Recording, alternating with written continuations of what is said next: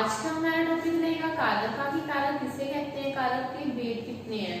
ठीक है, तो अगर हम कारक के शाब्दिक अर्थ की बात करें कि कारक का शाब्दिक अर्थ क्या है, काम करने वाला, जो किसी भी काम को करता है वो क्या है, कारक है। पर जो कर्ता कारक है, जो कारक का पहला भेद है जिसको हम आगे डिटेल में पढ़ेंगे, कर्ता, ठीक है, उसका मतलब ही क्या होता है, काम करने वाला। तो दोनों की जो शाब्दिक अर्थ है वो क्या थे, बिल्कुल सेम थे, जो कि क्या था, पॉसिबल नहीं था, क्योंकि कर्ता क्या है, खुद कारक का एक हिस्सा है। ठीक है, तो इसलिए कारक की जो शाब्दिक अर्थ था उसको थोड़ा सा बदला गया। ठीक है, उसको बदल के क्या किया गया, जोड़ने का काम करने वाला। ठीक है, अब इसमें क्यों इस शब्द को जोड़ा गया, जैसे हमारे वाक्य में कर्ता है, कर्म है, क्रिया है, जो इन सबको जोड़ने की काम करेंगे वो क्या होंगे, हमारे कारक। ठीक है, फिर से मैं रिपीट कर रही हूँ, कारक का शाब्दिक अर्थ बदल के क्या किया गया, जो जोड़ने का काम करेगा। अब वो किसको जोड़ेगा, कर्ता को कर्म से, कर्म को क्रिया से। ठीक है, और कर्ता का जो शाब्दिक अर्थ है वो क्या रहा, काम करने वाला। अब हम चलेंगे कि कारक के कितने भेद हैं और हर भेद के बारे में डिटेल से पढ़ेंगे।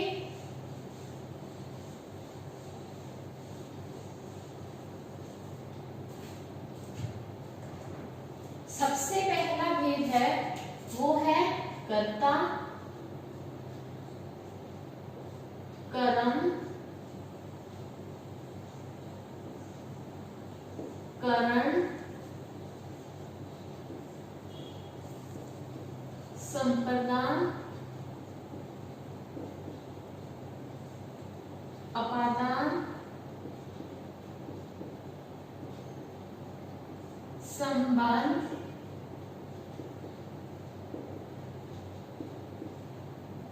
अधिकरण,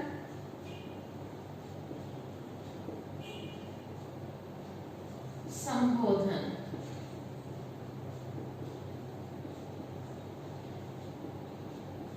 इन सभी कारक को डिटेल में करने से पहले मैं आपको कुछ ही चीजें बताना चाहूंगी, जैसे कि कई बार क्वेश्चन में क्या पूछ लिया जाता है कि कोई कथन सत्य है, असत्य है, तो जो कारक मूल रूप से हैं वो कितने हैं, 6। मूल रूप से कारक की संख्या कितनी है, 6। कौन कौन से नहीं है, एक हमारा है संबंध और एक है संबोधन।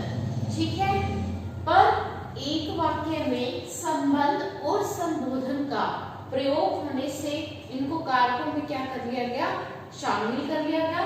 लेकिन जो पहले मूल रूप से कारक थे वो कितने थे, 6। ठीक है, ये तो हमारे सारे क्या है, कारक। अब मैं आपको बताना चाहूंगी विभक्ति कारक चिन्ह के बारे में।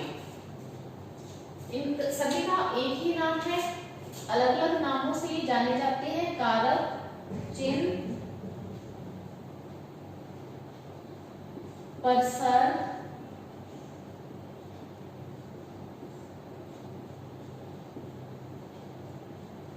विभक्ति या विभक्ति चिन्ह भी को बोल दिया जाता है।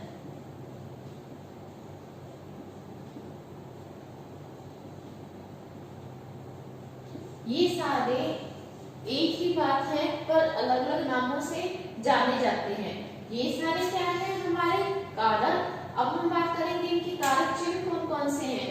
कर्ता ने कर्म को करण से या फिर के द्वारा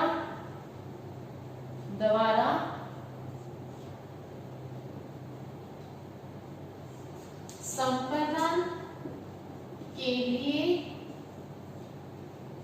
अपादान से संबंध का के की रा रे री, ना, ने, नी। ठीक है, अधिकरण का रहेगा में, पर। संबोधन का रहेगा हे, अरे। ठीक है, ये सारे क्या है हमारे कारक चिन्ह, परसर्ग, विभक्ति, विभक्ति चिन्ह के नाम से जाने जाते हैं। अब हमने जो ये कारक चिन्ह लिखे तो हमने लिखा कि कुछ एक ऐसे कारक चिन्ह हैं जो क्या कर रहे हैं, रिपीट हो रहे हैं। जैसे यहाँ पे करण का क्या है, से, अपादान का क्या है, से, कर्ता का क्या है, ने, और संबंध में भी है ने। पर जब ये एक वाक्य में दोनों प्रयोग मिलाए जाएंगे तो दोनों का अर्थ क्या होगा, अलग होगा। ठीक है, हमारे को कितने हैं यहाँ पे 8 कारक, और सामने मैंने इनकी क्या लिख दी है, विभक्ति लिख दी है। अब हम बात करेंगे सबसे पहले हमारे कारक की, वो कौन सा है, कर्ता कारक। कर्ता कौन है, जो किसी भी क्रिया का संपादन करता है, जो किसी भी काम को करता है, उसको हम क्या कहते हैं, कर्ता कारक। और इसका कारक चिन्ह क्या है, ने। ठीक है, इसके बारे में जो हमें बात ध्यान में रखनी है, जो इसकी विभक्ति है, जो इसका कारक चिन्ह है, उसका प्रयोग सिर्फ हम किसमें करते हैं, भूतकाल में करते हैं, वर्तमान काल में और भविष्य काल में इसका प्रयोग नहीं किया जाता। कैसे, जैसे मैंने एक उदाहरण लिखा, मैं सेब खाता हूं। ये किसका उदाहरण है, वर्तमान काल का। किसका उदाहरण है ये, वर्तमान काल का। अगर मैंने इसे भूतकाल में लिखना है तो मैं क्या लिखूंगी, मैंने सेब खाया। ये किसका उदाहरण हो जाएगा, भूतकाल का। अब हम इसी वाक्य को बदलेंगे किसमें, भविष्य काल में। तो वो क्या बनेगा, मैं सेब खाऊंगा। ये किसका उदाहरण हो जाएगा, भविष्य काल का। अब इन तीनों जो वाक्य हैं उसमें हमने एक बात देखी कि ने का प्रयोग सिर्फ कहाँ पे हुआ है, भूतकाल में। यहाँ पे वर्तमान काल में भी ने का प्रयोग नहीं हुआ, ना ही भविष्य काल में ने का प्रयोग हुआ। तो यहाँ पे हम ये कह सकते हैं जो कर्ता कारक की विभक्ति है उसका प्रयोग सिर्फ किसमें किया जाता है, भूतकाल में। ठीक है, ये हुआ हमारा कर्ता कारक। अब हम चलेंगे हमारे अगले कारक की ओर जो है कर्म कारक।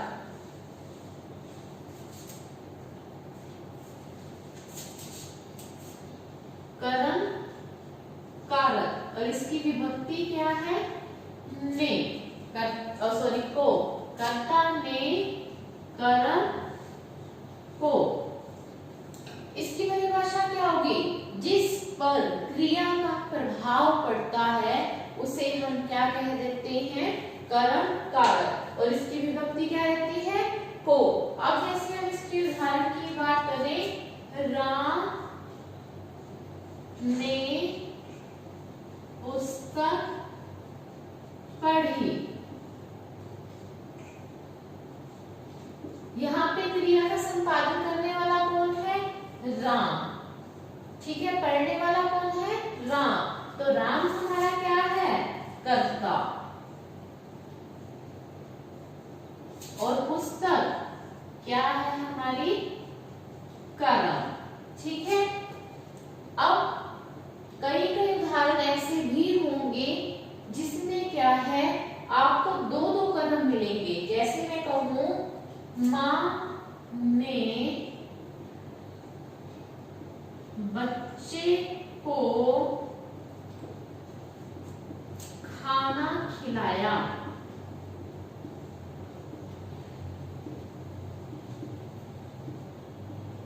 माँ ने बच्चे को खाना खिलाया। अब यहाँ पे क्रिया का संपादन करने वाली कौन है? माँ। तो ये क्या है? हमारी कर्ता। बच्चा क्या है? यहाँ पे कर्म है। किसको खाना खिलाया है? बच्चे को। ठीक है। और माँ ने बच्चे को क्या खिलाया है? खाना। तो ये भी क्या है? हमारा कर्म। पर एक वाक्य में क्या ऐसा पॉसिबल है कि दो दो कर्म आ जाए? हाँ, इस चीज को हम क्या बोलते हैं? द्विकर्मक। क्या बोलते हैं? द्विकर्मक। जिस वाक्य में दो कर्म आए उसे हम क्या बोलते हैं? द्विकर्मक। पर क्या इसमें से कोई ऐसा है, कोई मुख्य है, कोई प्रधान, कोई गौण? हाँ, देखो कोई भी कर्म है वो दो तरह के हो सकते हैं। कौन कौन से? मुख्य और गौण। जो किसी भी वस्तु के लिए प्रयोग में लाए जाए। ठीक है। जो वस्तुबोधक शब्द है वो क्या है? हमारे मुख्य कर्म। और जो किसी प्राणी के लिए प्रयोग में लाए जाते हैं वो क्या है? हमारे गौण कर्म। ठीक है। जो किसी वस्तु के लिए प्रयोग में लाए जाएंगे वो क्या है? मुख्य कर्म। और जो किसी प्राणी के लिए प्रयोग में लाए जाएंगे वो क्या होंगे? हमारे गौण। तो यहाँ पे बच्चा क्या है? वस्तु है या प्राणी? प्राणी है। तो प्राणी के लिए जो कर्म प्रयोग में लाया जाता है वो क्या है? गौण।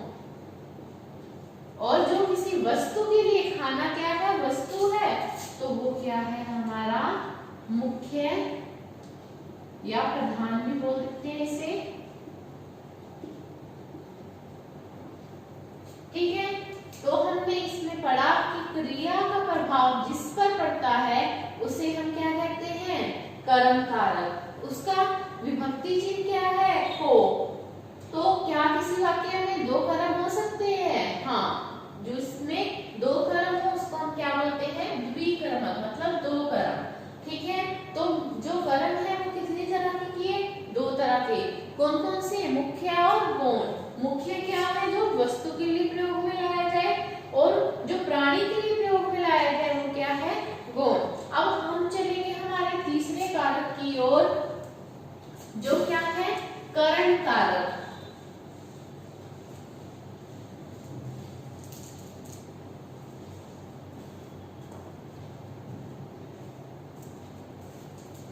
करण कारक। और इसका जो विभक्ति चिन्ह है वो क्या है? से या के द्वारा या फिर द्वारा। इसकी परिभाषा क्या होगी? कि क्रिया का संपादन जिसके माध्यम से, जिस साधन से किया जाता है उसे हम क्या कहते हैं?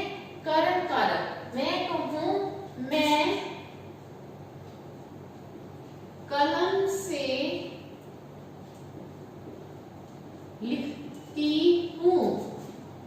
मैं कलम से लिखती हूं। तो यहाँ पे मेरा लिखने का माध्यम क्या है? कलम। ठीक है। तो मतलब क्रिया का साधन, क्रिया का संपादन जिस साधन के द्वारा, जिस माध्यम के द्वारा किया जाता है वो क्या है? हमारा करण कारक। ठीक है। अब हम चलेंगे हमारे अगले कारक की ओर, जो है संप्रदान कारक।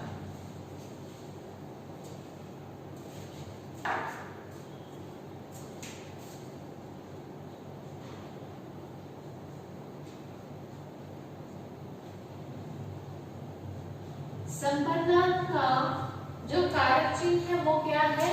के लिए।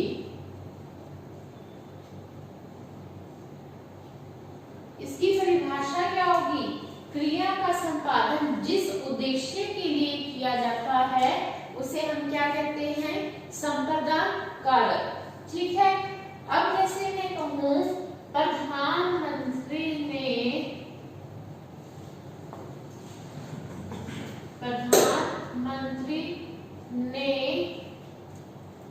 गरीबों के लिए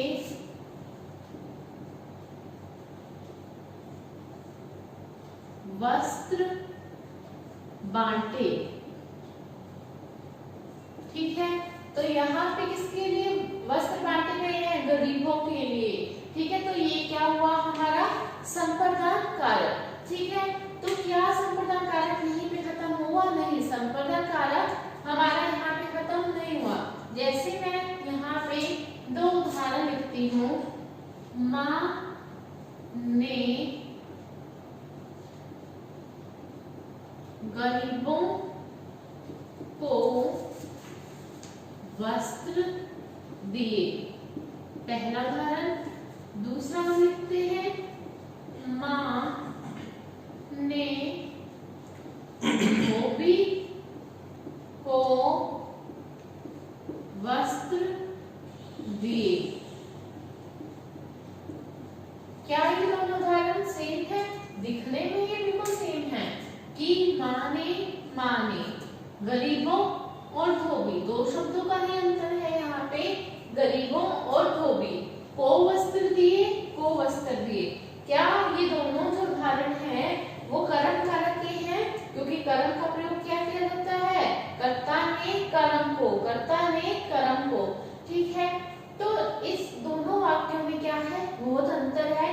क्यों? क्योंकि गरीबों को जो वस्त्र दिए जाते हैं वो स्थायी रूप से दिए जाते हैं, हमेशा हमेशा के लिए दे दिए जाते हैं, जबकि जो धोबी को वस्त्र दिए जाते हैं वो हमेशा हमेशा के लिए नहीं दिए जाते, उसको कुछ समय के लिए दे के वो क्या है? वस्त्र ले लिए जाते हैं।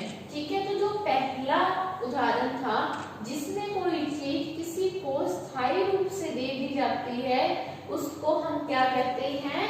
संप्रदान कारक। तो ये किसका उदाहरण है? संप्रदान का। और जो दूसरा उदाहरण है कि माँ ने धोबी को वस्त्र दिए, तो ये किसका उदाहरण है?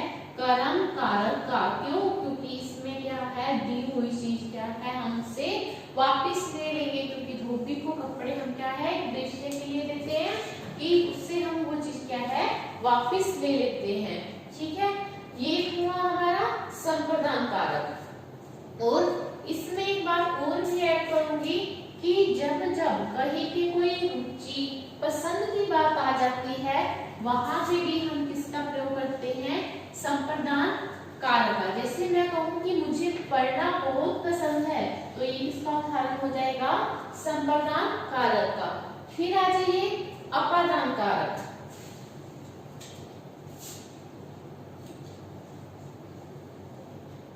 अपादान, इसका जो कारक चिन्ह है वो भी क्या है? से।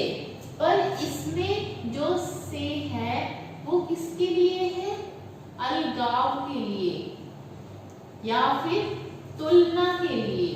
और हमें ये बात ध्यान रखनी है, यहाँ पे जो तुलना होगी वो होगी दो व्यक्तियों या दो वस्तुओं के बीच। किस किस में होगी? दो व्यक्तियों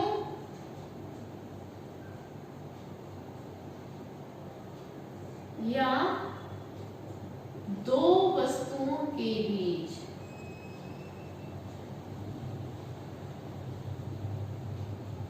ठीक है, तो हमने विशेषण में पढ़ा था कि जब दो व्यक्तियों या दो वस्तुओं के बीच में तुलना हो तो वो विशेषण की कौन सी अवस्था होती है? उत्तरावस्था।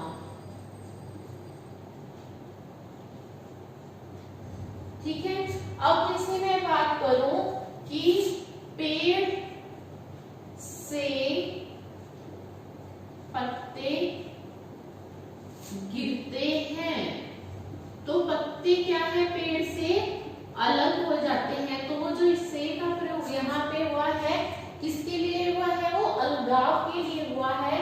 तो ये से क्या है? हमारा अपादान कारक। मैं कहूँ राम श्याम से होशियार है, तो यहाँ पे किनकी तुलना हो रही है? दो व्यक्तियों की तुलना हो रही है। तो राम श्याम से होशियार है, तो से जहाँ पे आएगा वो किसका उदाहरण हो जाएगा? अपादान कारक का। ठीक है, अब हम बात करते हैं हमारे अगले कारक की, जो कि है संबंध कारक।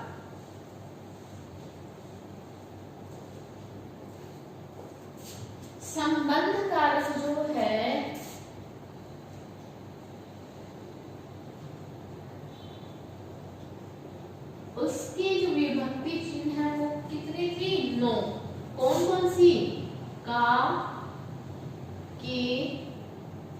की, रा, रे, री, ना, ने, नी।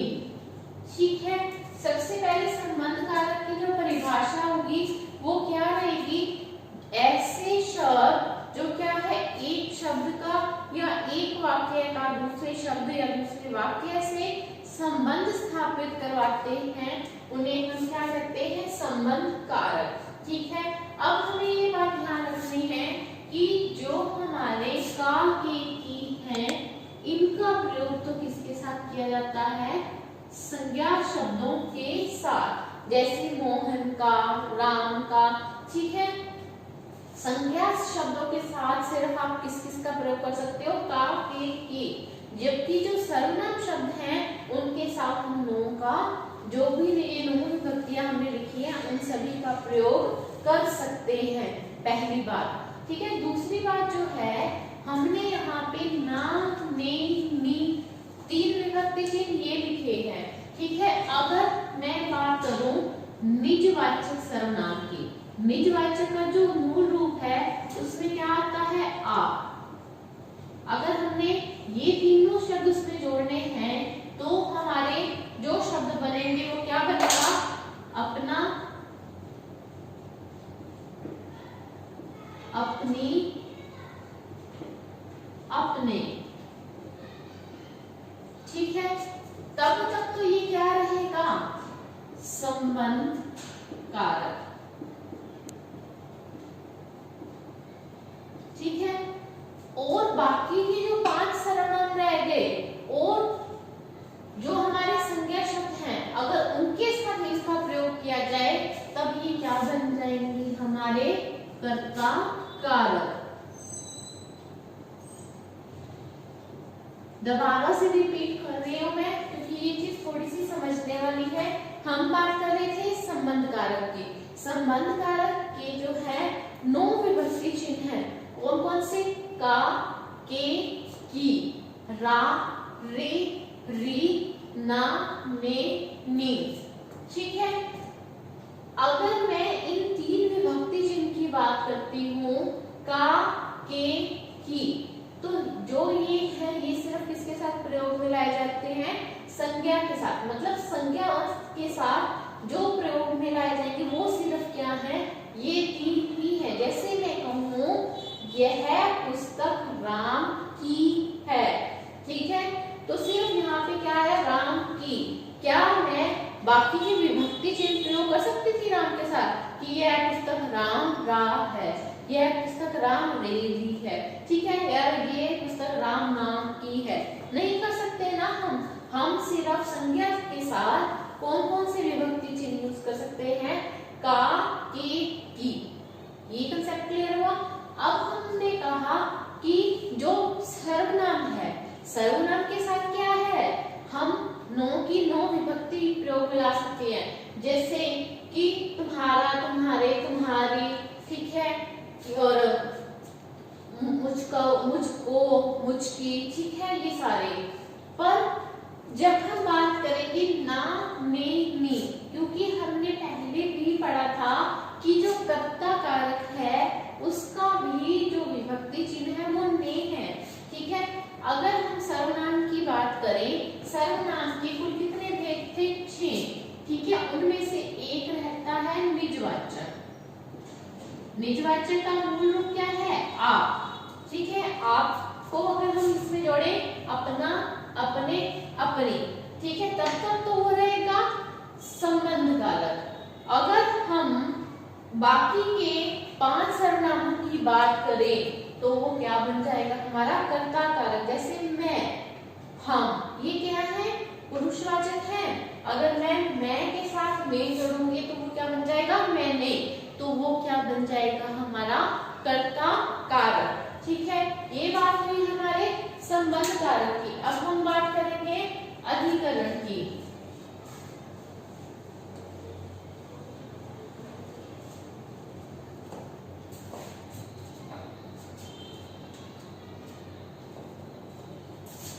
अधिकरण कारक, अधिकरण का जो विभक्ति विभक्ति चिन्ह है वो क्या रहेगा, में पर। में पर मतलब जो क्रिया के आधार की बात बताएं हमें, ठीक है। वैसे तो इसका जो मेन है वो आधार को ही दर्शाता है, परंतु हम इसमें समय के बारे में भी बता सकते हैं। समय है, कोई शर्त है, ठीक है।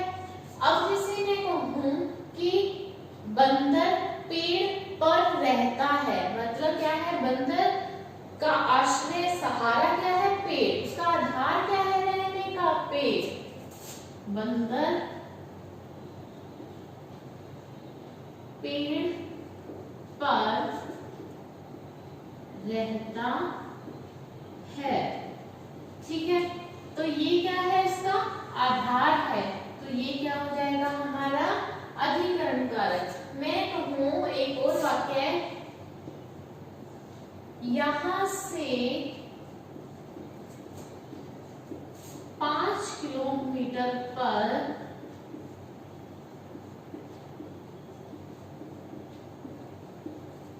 एक नदी बहती है।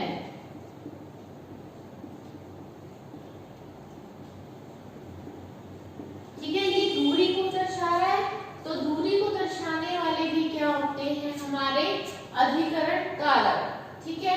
तीसरा हम क्या कहते हैं, वह बिल्कुल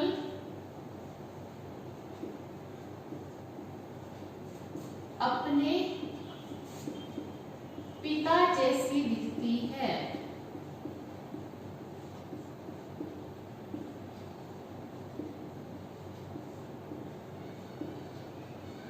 ठीक है, तो इसमें क्या है कि जो लड़की है उसका आधार कैसे, चेहरे का आधार है वो उसके जो पिता के चेहरे के आधार है, उन दोनों के बीच में समानता बताई गई है, तो ये भी इसका उदाहरण हो जाएगा अधिकरण का।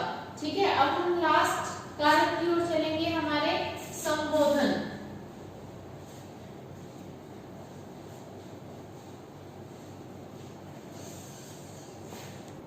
अब हम बात करेंगे हमारे आखिरी कारक की, जो कि है संबोधन।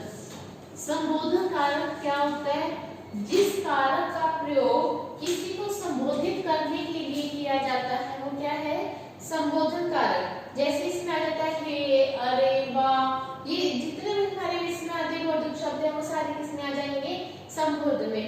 कि ये जरूरी नहीं होता कि हमें किसी को पुकारना है, किसी का संबोधन करना है तभी उसका प्रयोग किया जाए कि हे भगवान, ये क्या हुआ, अरे ये क्या बात हुई। ठीक है, कभी कभी क्या है, हमें किसी को सावधान करने के लिए भी प्रयोग में लाया जाता है। जैसे मैं कहूँ बच्चों उधर मत जाओ, वहां बिजली की तारें हैं, तो यहाँ पे मैंने किसको संबोधित किया है, बच्चों को, जो कि विस्मयादिक शब्द नहीं है, परंतु यहाँ पे मैंने जो प्रयोग किया है वो किसी को सावधान करने के लिए किया है। तो इस तरह के जो भी शब्द हैं वो किसमें आ जाएंगे, हमारे संबोधन कारक में। ठीक है, तो ये कारक का जो हमारा चैप्टर है वो यहाँ पे खत्म हुआ। ठीक है, अगर आपको कोई भी क्वेश्चन पूछना है तो आप हमारे कमेंट बॉक्स में डाल सकते हैं।